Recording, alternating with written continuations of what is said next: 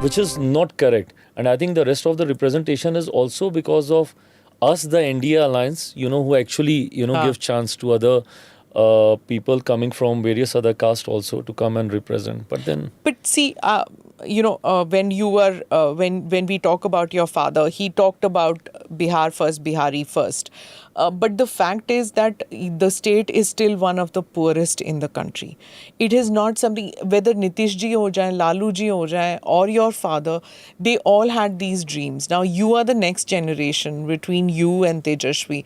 What is it that you are promising other than a slogan? How do you plan to change the state of Bihar? Because anybody thinks of Bihar, everybody thinks of poverty. Hai ki nahi? Crime and poverty. That's right. Okay, so I'll just take 5 minutes of yours now to explain this, because I love talking about this, because Bihar first, Bihari first is something जिसको मैं जीता हूँ रोज़. And वो मेरा सपना नहीं है, वो एक ऐसी हकीकत है जिसको रोज़ मैं देखता हूँ सामने. बस अब उसको इम्प्लीमेंट करना है, एग्जीक्यूट करना है. मतलब trust me when I say this, ask me about any problem that my state faces and I have got a solution to it. मैंने सालों दिए हैं इसके लिए. मैं दिल्ली में रहा, बम्बई में मैंने काम किया. मेरा राजनीति में आने का कारण ही सिर्फ यही रहा क्योंकि मुझे इस बात की तकलीफ़ होती थी जब मैं दूसरे राज्यों में बिहारियों को पिटते हुए देखता था, या बिहारी शब्द को गाली बनते हुए जब मैंने सुना. अगर किसी को गाली ये बिहारी, जो मेरी पहचान है वो गाली नहीं बन सकता. मैं दूसरे राज्यों को देखता हूँ, महाराष्ट्र में ही देख लीजिए, मराठा प्राइड के लिए लोग लड़ते हैं, बंगाल के लोग अपने आप को बंगाली बोलते हैं, पंजाब के लोग गर्व से पंजाबी बोलते हैं. मैं दूसरे राज्यों में जाता हूँ, बच्चे मेरे कान में आके बोलते हैं कि भैया हम भी बिहार से हैं. तो मैं बोलता हूँ बताओ. बोलते नहीं भैया यहाँ पे किसी को बताया नहीं. क्यों? क्योंकि बिहारी बोलने में उनको शर्म आ रही है. बिहारी जो हमारी पहचान है वो अगर आपके लिए शर्मिंदा का कारण बन रहा है, ये बहुत गलत है. और इसी बिहारी अस्मिता की लड़ाई को लड़ने के लिए ही मैं राजनीति में आया. Now you ask me how. Bihari, पहली बात तो हम लोगों में इतना टैलेंट है, ये मुझे कहने की ज़रूरत नहीं है. आप मीडिया हाउसेस में ही देख लीजिए, टॉप पोस्ट पे आपको बिहारी मिल जाएंगे. बिल्कुल. आप बिजनेस हाउसेस में चले जाइए, CEO CFOs आपको बिहारी मिल जाएंगे. मेडिकल कॉलेजेस, हॉस्पिटल्स में चले जाइए, HODs आपको बिहारी मिल जाएंगे. Needless to say maximum number of IAS IPS officers Bihari मिल जाते हैं. तो जब बिहारी इतना आगे तो मेरा बिहार इतना पीछे क्यों रह गया? ये हम लोग को अध्ययन करने की ज़रूरत है, और जो मैंने किया इसके ऊपर बिगेस्ट कारण यही रहा. ये जात पात धर्म मज़हब में हम लोग उलझ कर रह गए, सिर्फ़ और सिर्फ एक दूसरे से बढ़ते गए.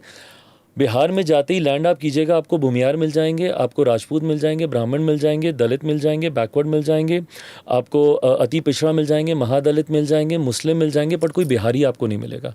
ये सबसे बड़ी तकलीफ़ है. कोई नहीं बोलता कि मैं बिहारी हूँ. ये प्राइड जब तक आप में नहीं आएगा, जब तक हम सब एक होकर हम लोग नहीं लड़ेंगे, तब. ये तो हो गया emotional part of it. Now the practical part of it. Bihar में मैं हमेशा मानता हूँ कि एक तरफ नहीं, आपको मल्टी डायरेक्शनल अप्रोच आपको करने की ज़रूरत है. शिक्षा, नालंदा यूनिवर्सिटी पर हम लोग गर्व करते थे. जब देश तो भूल जाइए, दुनिया ने शिक्षा के महत्व को नहीं समझा था, तब हमारे पास नालंदा यूनिवर्सिटी थी. आज तक प्रधानमंत्री जी अपने बैकड्रॉप में G20 देशों के जब राष्ट्रीय अध्यक्ष आते हैं तो बैकड्रॉप में नालंदा यूनिवर्सिटी को रखते हैं. वहाँ पर शिक्षा के हालात. कोटा में आज भी मेरे बच्चे जाते हैं पढ़ने के लिए. कोटा में पढ़ने वाला बिहारी, पढ़ाने वाला बिहारी, अधिकांश शैक्षिक संस्थानों के मालिक बिहारी, पर व्यवस्था राजस्थानी. क्यों ये व्यवस्था पटना, दरभंगा, भागलपुर, मुजफ्फरपुर ऐसे जिलों में नहीं हो सकती? इस पे काम करने की ज़रूरत है. बट इस पे काम करने की हम लोग को ज़रूरत है. हम लोग जब तक माइग्रेशन को नहीं रोकेंगे, हमारे साथ प्रॉब्लम क्या होती है, हमारे बच्चे जब बिहार से बाहर निकलते हैं ना, कोई भी सक्षम परिवार जैसे ही थोड़ा सक्षम होता है, सबसे पहले अपने बेटा बेटी को पढ़ने के लिए बाहर भेजता है. वो दूसरे राज्य जाएगा, वहीं पे अपनी पढ़ाई करेगा, वहीं पे नौकरी करेगा, वहीं पे घर खरीदेगा, शादी करेगा, बच्चे पैदा करेगा, और अपने ही प्रदेश के लिए वो प्रवासी हो जाता है, और उसी राज्य का फिर वो बन के रह जाता है. पहले तो ये माइग्रेशन रोकना है, पलायन रोकना है. रिटेन करने के लिए बेटर एजुकेशनल हब्स हम लोग को क्रिएट करने होंगे. स्कूल की एजुकेशन हो, हायर एजुकेशन हो, उसकी सुविधाएं हम लोग को बना के देनी होंगी. हम लोगों को बिहार में इंफ्रास्ट्रक्चर ना के बराबर है, उस पर हम लोग को काम करना होगा. लैंड रिफॉर्म्स हम लोग को चेंज करने की ज़रूरत है. आज आप बिहार में जाके ज़मीन खरीद लीजिए, आपकी उम्र ख़त्म हो जाएगी, बट आप ज़मीन नहीं खरीद पाएंगे. इतना मुश्किल है वहाँ पे ज़मीन खरीदना. ईज़ ऑफ बिज़नेस हम लोग को देना होगा ताकि निवेशक आए हमारे राज्य में, आकर निवेश कर सकें. राज्य का राजस्व बढ़ाना होगा. और हम लोग का तो राज्य इतना ब्लेस्ड है, मैं क्या बताऊँ. रिलीजियस टूरिज़्म की अनंत संभावनाएं हैं. आज अयोध्या में एक भगवान राम का मंदिर वहाँ पे बना, पूरा क्षेत्र का राजस्व, इकोनॉमी उठने लग गई. मेरी माता सीता की धरती है वो.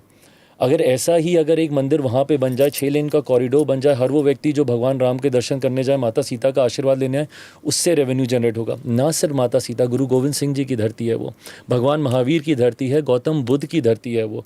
अगर रिलीजियस टूरिज्म को अगर हम लोग वहाँ पर डेवलप करने लग जाएं, उससे रेवेन्यू जनरेशन होगा। कृषि प्रधान प्रदेश है मेरा, मुझे खुशी है कि मेरे प्रधानमंत्री ने मुझे फूड प्रोसेसिंग इंडस्ट्रीज़ की जिम्मेदारी दी, क्योंकि मैंने बिहार फर्स्ट बिहारी फर्स्ट में सबसे ज़्यादा इसकी चर्चा की। मैं हाजीपुर से आता हूँ, हाजीपुर का केला, वही केला जब डाउन साउथ जाता है, केले के चिप्स में बन जाता है, उसके दाम कितने बढ़ जाते हैं। वहीं पे अगर उसका प्रोसेसिंग यूनिट लग जाए, उसकी पैकेजिंग होने लग जाए, उसकी मार्केटिंग होने लग जाए, मेरे किसानों को वहाँ पे ज़्यादा दाम मिलने लग जाएगा।